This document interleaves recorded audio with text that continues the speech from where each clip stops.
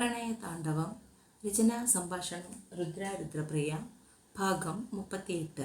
വരാന്തയിലേക്ക് കയറുമ്പോൾ ജയ കണ്ടു അടുക്കളത്തിണ്ണയിൽ ഇരുന്ന് കണ്ണീർ വാർക്കുന്ന സുമയെ.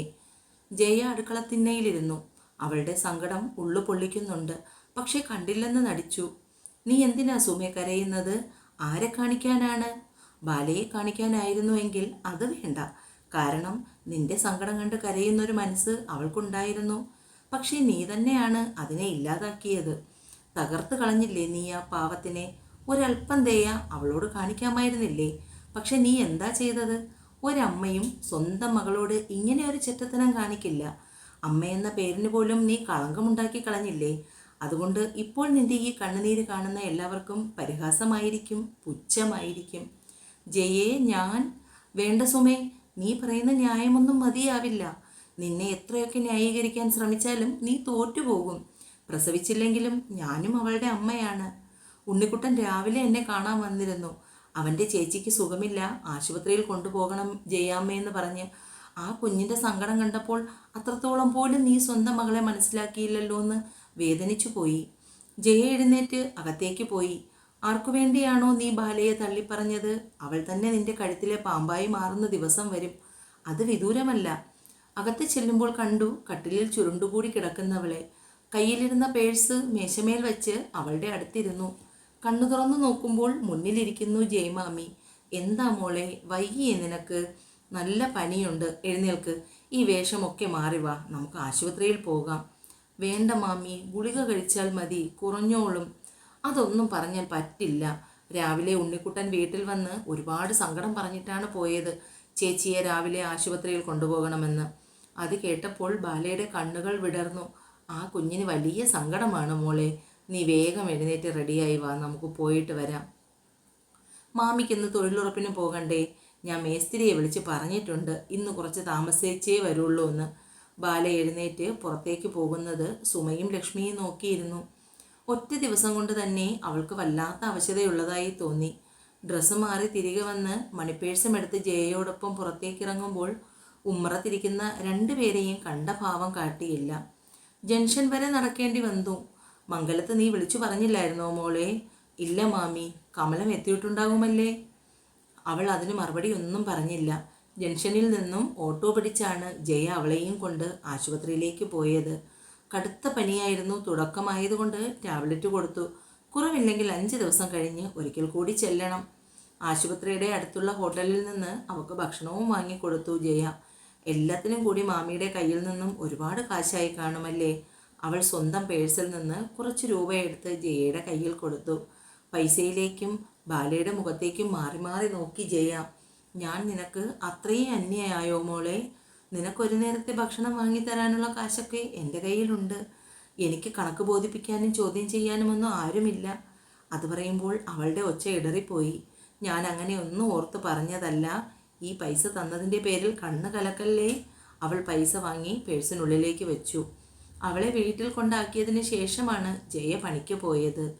ഉച്ചയ്ക്ക് ലക്ഷ്മി ഭക്ഷണം വിളമ്പി വയ്ക്കുമ്പോൾ സുമ വാതിൽക്കലോളം വന്ന് അവളെ ആഹാരം കഴിക്കാനായി വിളിച്ചു. എനിക്കൊന്നും വേണ്ട, ആരും സഹായിക്കേണ്ട, ഉപദ്രവിക്കാതിരുന്നാൽ മതി. ഒന്നും മിണ്ടാതെ സുമ അടുക്കളയിലേക്ക് പോയി. വെളുപ്പിന് പോയതാണ് ആദി. ഉച്ചയ്ക്ക് കഴിക്കാനും വന്നില്ല. ബാലയില്ലാത്തത് കൊണ്ട് കമലത്തിന് സന്തോഷമാണ്. അടുക്കള ഭരണം കയ്യിൽ കെട്ടി ആദി കഴിക്കാൻ വരുമെന്ന് കരുതി തിരക്കിട്ട പണിയിലാണ്. രാവിലെ ബാംഗ്ലൂരിൽ നിന്നൊരു ഡീലേഴ്സ് കോൺട്രാക്ടർ സൈൻ ചെയ്യാൻ വരുന്നുണ്ടെന്ന് പറഞ്ഞതുകൊണ്ട് ആദി നേരത്തെ ഇറങ്ങി. എയർപോർട്ടിൽ നിന്നും അവരെ കൂട്ടി വേണം ഓഫീസിലേക്ക് പോകാൻ. അതുകൊണ്ട് നേരത്തെ പോയേ പറ്റൂ.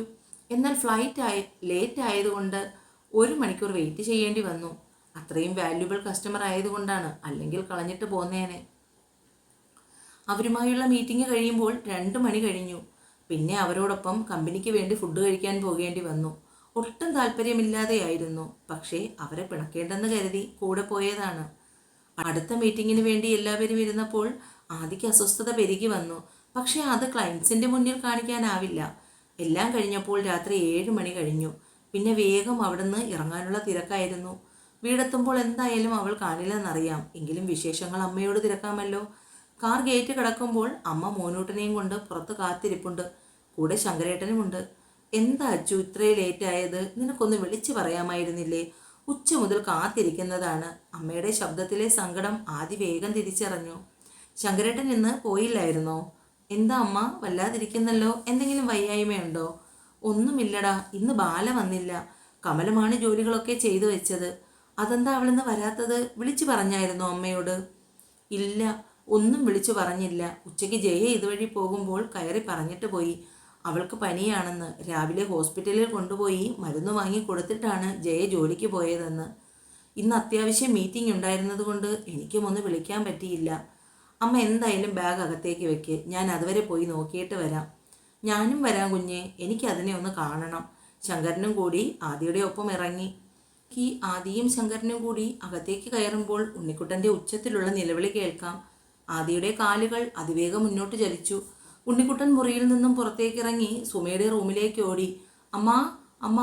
അകത്തു നിന്നും അനക്കമൊന്നും കേൾക്കാഞ്ഞ് ഉണ്ണിക്കുട്ടൻ പുറത്തേക്കിറങ്ങുമ്പോഴാണ് ആദിയും ശങ്കരമാവനും കൂടി മുറ്റത്തെത്തിയത്. എന്താ ഉണ്ണിക്കുട്ട, എന്തു പറ്റി? ആദി വെപ്രാളത്തോടു കൂടി ചോദിച്ചു. ബാലേച്ചി, ചേച്ചി വിളിച്ചിട്ട് ഉണരുന്നില്ല, എനിക്ക് പേടിയാവുന്നു. ആദിയും ശങ്കരനും കൂടി അകത്തേക്ക് കയറുമ്പോൾ ഉണ്ണിക്കുട്ടൻ വേഗം സുമയുടെ മുറിയുടെ മുന്നിൽ ചെന്ന് കതകിൽ തട്ടി വിളിച്ചു. ഇത്തവണ സുമ ഞെട്ടിപ്പിടഞ്ഞെഴുന്നേറ്റ് അടുത്ത് കിടക്കുന്ന ലക്ഷ്മിയെ നോക്കി. അവർ വേഗം ലൈറ്റിട്ട് കതക് തുറന്ന് പുറത്തേക്കിറങ്ങി. ആദ്യ അകത്തേക്ക് ചെല്ലുമ്പോൾ ബെഡ്ഷീറ്റ് കൊണ്ട് മൂടി പുതച്ച് കിടപ്പുണ്ട് ബാല. ആദ്യ ബെഡ്ഷീറ്റ് എടുത്തു മാറ്റി ബാലയുടെ നെറ്റിയിൽ തൊടുമ്പോൾ ചുട്ടുപൊള്ളുകയാണ്. എന്തൊക്കെയോ പിച്ചും പേയും പറയുന്നുണ്ട്. ആദ്യ വേഗം അവളെ കൈകളിൽ കോരിയെടുത്തു. അപ്പോഴേക്കും സുമ അകത്തേക്ക് വന്നു. എന്ത് പറ്റി എൻ്റെ മോൾക്ക്? പനിച്ച് വിറച്ച് ബോധം പോയത് നിങ്ങൾ ഇതുവരെ അറിഞ്ഞില്ലേ? ദേഷ്യത്തിൽ ഒന്ന് നോക്കിക്കൊണ്ട് അവളെയും കൊണ്ട് ആദി പുറത്തേക്കിറങ്ങി. അവരുടെ ഒപ്പം ഓടി വന്ന ഉണ്ണിക്കുട്ടനെ ശങ്കരൻ പിൻസീറ്റിൽ കയറ്റിയിരുത്തി. ആദി ബാലയെ അകത്തേക്ക് കിടത്തി. സുമ കാറിനടുത്ത് വരെ വന്നെങ്കിലും വീട്ടിൽ ലക്ഷ്മി തനിച്ചാണെന്ന് ഓർത്തപ്പോൾ അവർക്ക് കയറാൻ കഴിഞ്ഞില്ല. ആദി ഒട്ടും താമസിപ്പിക്കാതെ കാർ മുന്നോട്ടെടുത്തു. അടുത്തുള്ള പ്രൈമറി ഹെൽത്ത് സെൻ്ററിലേക്കാണ് ആദി ബാലയെ കൊണ്ടുപോയത്. രാത്രി ആയതുകൊണ്ട് വലിയ തിരക്കിലായിരുന്നു. കാഷ്വാലിറ്റിയിലേക്കാണ് അവളെ കൊണ്ട് കിടത്തിയത്. ഡ്യൂട്ടി ഡോക്ടർ ബാലയെ പരിശോധിച്ചു. ഹൈ ടെമ്പറേച്ചറാണ്, ഇഞ്ചക്ഷൻ എടുത്തു. പനി കൂടിയതുകൊണ്ടാണ് ബോധം മറഞ്ഞത്. മാത്രവുമല്ല പേഷ്യൻറ്റിൻ്റെ ബോഡി വളരെ വീക്കാണ്, അതുകൊണ്ട് ട്രിപ്പ് സ്റ്റാർട്ട് ചെയ്തു. ഉണ്ണിക്കുട്ടൻ ബാലയുടെ അടുത്തു നിന്നും മാറുന്നതേയില്ല. അവളുടെ കയ്യിൽ തലോടിക്കൊണ്ട് അടുത്തു തന്നെ ഇരിപ്പുണ്ട്. ശരിക്കും പറഞ്ഞാൽ ബാലയുടെ അവസ്ഥയേക്കാൾ ആദിയെയും ശങ്കരേട്ടനെയും വിഷമിപ്പിച്ചത് ഉണ്ണിക്കുട്ടൻ്റെ സങ്കടമായിരുന്നു. ഏകദേശം 1.5 മണിക്കൂർ വേണ്ടി വന്നു ട്രിപ്പ് തീരാൻ. അതിനിടയിൽ ബാലയ്ക്ക് അല്പം ആശ്വാസം കിട്ടി. തൻ്റെ കയ്യിൽ തലോടിക്കൊണ്ടിരിക്കുന്ന ഉണ്ണിക്കുട്ടനെ കണ്ടപ്പോൾ അവളുടെ നെഞ്ചു വെങ്ങി. ഉണ്ണിക്കുട്ടാ. ബാലേച്ചി ഉണർന്നോ? ഉണ്ണിക്കുട്ടൻ പേടിച്ചു പോയി. വിളിച്ചിട്ട് ബോധമില്ലാതെ ഉണ്ണിക്കുട്ടനോട് മിണ്ടാതെ ഞാൻ എന്തോരം പേടിച്ചു പോയെന്നറിയാമോ? അമ്മയെ വിളിക്കുമ്പോൾ അനക്കമില്ല. പിന്നെ ഞാൻ പേടിച്ച് ജയാമ്മയെ വിളിക്കാനായി പോകുമ്പോഴാണ് സാർ വന്നത്. പറയുന്നതിനിടയിൽ അവൻ നിറഞ്ഞൊഴുകുന്ന കണ്ണുകളെ തൂത്തുവിടുന്നുണ്ട്. ബാല ഒരു നിമിഷം തൻ്റെ ചുറ്റും നോക്കി, അമ്മയോ ലക്ഷ്മിയോ വന്നിട്ടുണ്ടോ എന്ന്. പക്ഷെ അവരെ ആരെയും കണ്ടില്ല. പിന്നെ ആ നോട്ടം നിന്നത് ആദിയിലായിരുന്നു. ആ മുഖം വലിഞ്ഞു മുറുകിയിട്ടുണ്ട്. ദേഷ്യമോ പരിഭവമോ എന്തൊക്കെയോ തിരിച്ചറിയാൻ വയ്യാത്ത ഭാവങ്ങളാണ്. എന്നാൽ അടുത്ത് നിൽക്കുന്ന ശങ്കരമ്മാവനെ നോക്കുമ്പോൾ ആ മുഖത്ത് വാത്സല്യമാണ്. അടുത്തേക്ക് വന്ന് നിറകിൽ തലോടി. എന്തൊരു കോലമാ മോളെ ഇത്, എത്ര നാളായി നിന്നെ കണ്ടിട്ട്. അത് കേട്ടപ്പോൾ അറിയാതെ കണ്ണ് നിറഞ്ഞു. താൻ എപ്പോഴും ആഗ്രഹിച്ചിട്ടുള്ള അച്ഛൻ്റെ സ്നേഹം. നഴ്സ് വന്ന് ഡോക്ടറെ കണ്ടിട്ട് പൊയ്ക്കോളാൻ പറഞ്ഞപ്പോൾ ബെഡിൽ നിന്നും എഴുന്നേറ്റ ബാലയെ മുറുകെ പിടിച്ചു ഉണ്ണിക്കുട്ടൻ. ഇവിടെ വരുമ്പോൾ ബോധമില്ലായിരുന്നു. സാറാണ് എടുത്തുകൊണ്ട് വന്നത്. അപ്പോഴേക്കും ആദ്യം അവളുടെ അടുത്തേക്ക് വന്നു. ചോദ്യമോ പറച്ചിലോ അനുവാദം ചോദിക്കലോ ഒന്നുമില്ലാതെ അവളുടെ തോളിലൂടെ കൈയിട്ട് ചേർത്ത് പിടിച്ചു. ഡോക്ടറെയും കണ്ടിറങ്ങി ഫാർമസിയിൽ നിന്നും മരുന്നും വാങ്ങി. ആദ്യം അടുത്ത് കണ്ട തട്ടുകടയുടെ മുന്നിലായി കാർ നിർത്തി. സത്യം പറഞ്ഞാൽ ഉണ്ണിക്കുട്ടൻ വിശന്നിരിക്കുകയായിരുന്നു. അതുകൊണ്ട് തന്നെ കാർ നിർത്തുമ്പോൾ അടുത്തുള്ള കട കണ്ട് അവൻ്റെ കണ്ണ് വിടർന്നു. എന്നാൽ ബാലയുടെ മുഖത്ത് നോക്കുമ്പോൾ അവിടെ ദേഷ്യഭാവം. കണ്ണുരുട്ടി പേടിപ്പിക്കേണ്ട, ഇങ്ങോട്ട് ഇറങ്ങാൻ നോക്ക്, വല്ലതും കഴിച്ചിട്ട് പോകാം, മെഡിസിൻ എടുക്കാനുള്ളതാണ്. ആദിയുടെ ഗൗരവം നിറഞ്ഞ സംസാരം കേട്ടപ്പോൾ പിന്നെ ബാല മറുത്ത് പറയാതെ കാറിൽ നിന്നും ഇറങ്ങി. 4 പേർക്കും കഴിക്കാൻ ദോശയ്ക്ക് ഓർഡർ കൊടുത്ത് എല്ലാവരും ഇരുന്നു. ഉണ്ണിക്കുട്ടലും ബാലയും ഇരുന്നതിനടുത്തായാണ് ആദി ഇരുന്നത്. ദോശയും ചമ്മന്തിയും ചൂട് കട്ടൻ ചായയും കുടിച്ചുകൊണ്ട് അവിടെ നിന്ന് നേരെ വീട്ടിലേക്ക് തിരിച്ചു. ഇത്രയും വയ്യാതിരിക്കുമ്പോൾ മോൾക്ക് വീട്ടിൽ പോകണമെന്നുണ്ടോ? പൊന്നുമംഗലത്ത് നിന്നാൽ പോരെ? ശങ്കരമ്മാവൻ്റെ ചോദ്യം കേൾക്കുമ്പോൾ അവളുടെ ഉത്തരം എന്താണെന്നറിയാൻ ആദിക്കും തിടുക്കമായി. ഇപ്പോൾ തന്നെ പനിച്ച് വിറച്ച് കിടന്നിട്ട് ആ വീട്ടിലുള്ള ആരും അറിഞ്ഞില്ല. ആ കൊച്ച് എന്തുമാത്രം സങ്കടപ്പെട്ട് കാണും. ഉണ്ണിക്കുട്ടനെ നോക്കിയാണ് ശങ്കരമ്മാവൻ അത് പറഞ്ഞത്.